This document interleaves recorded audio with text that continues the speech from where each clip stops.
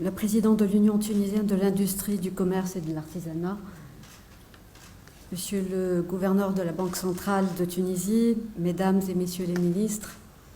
Excellences, Mesdames et Messieurs les ambassadeurs, Mesdames et Messieurs les présidents des patronats des pays francophones, fondateurs de l'Alliance,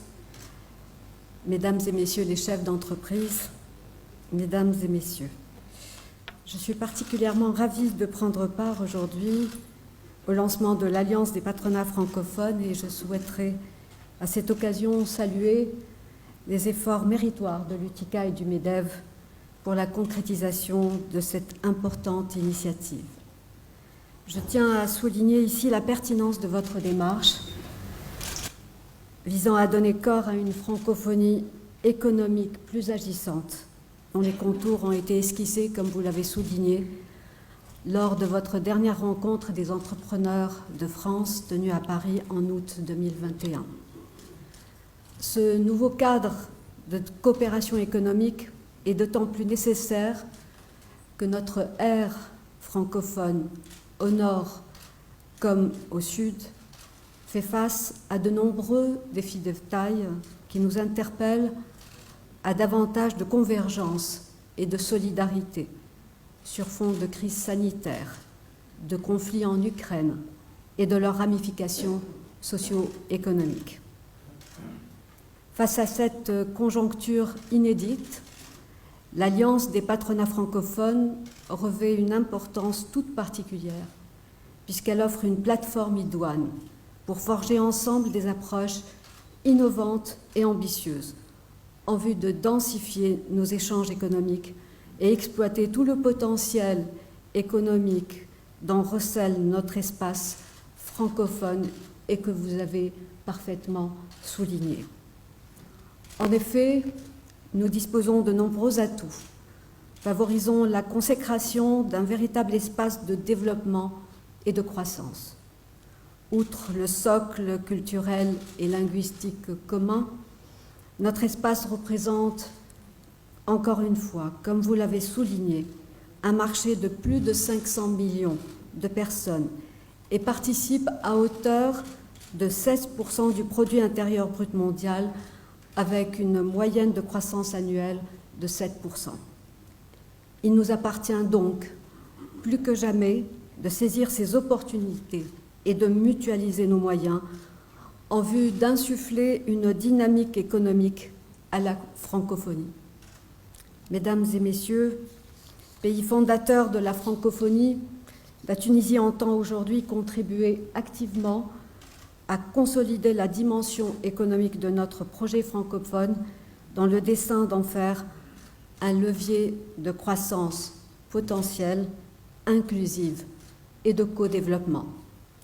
Le rôle du secteur privé que vous représentez serait dans cette optique crucial, et ce en harmonie bien entendu avec les actions des autres parties prenantes, en l'occurrence les autorités publiques, les collectivités territoriales et les organisations non gouvernementales.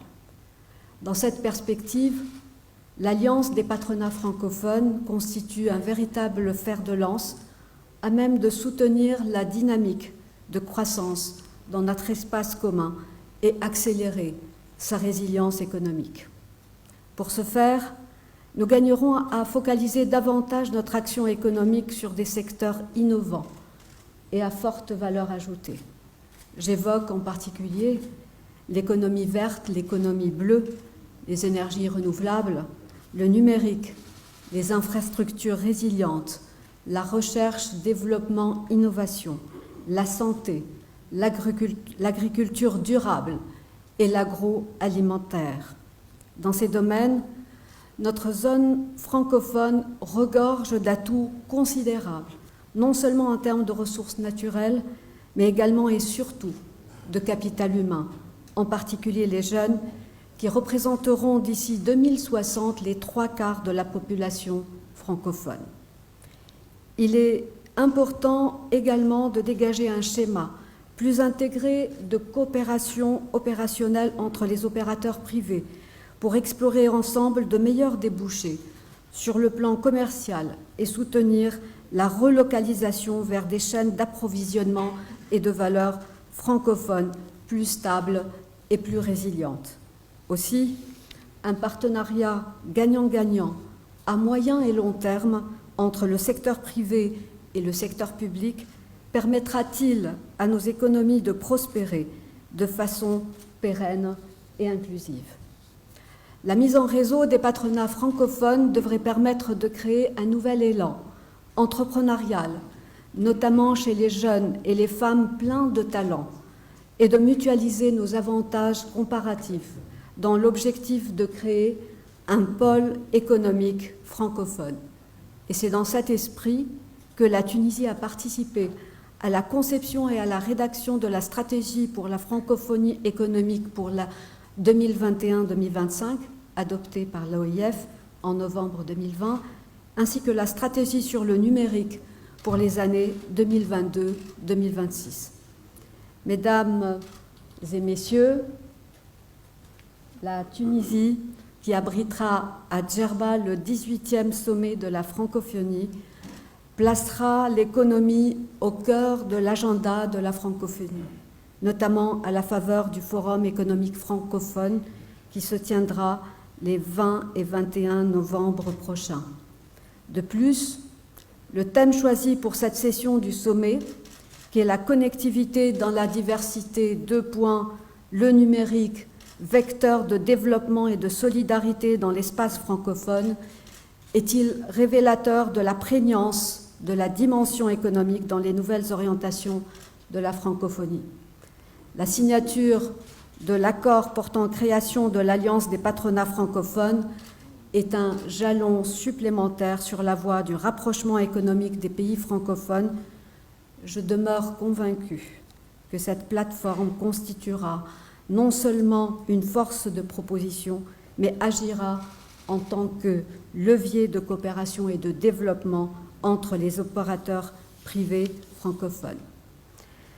C'est dans cette entreprise commune que le secteur privé trouvera auprès de nos autorités publiques un allié et un partenaire actif pour la réalisation d'un espace francophone économiquement intégré. Permettez-moi de faire la promotion de notre beau pays. Je suis dans mon rôle. Cela intervient au moment même où nous initions et mettons en place, et je remercie les membres du gouvernement ici présents,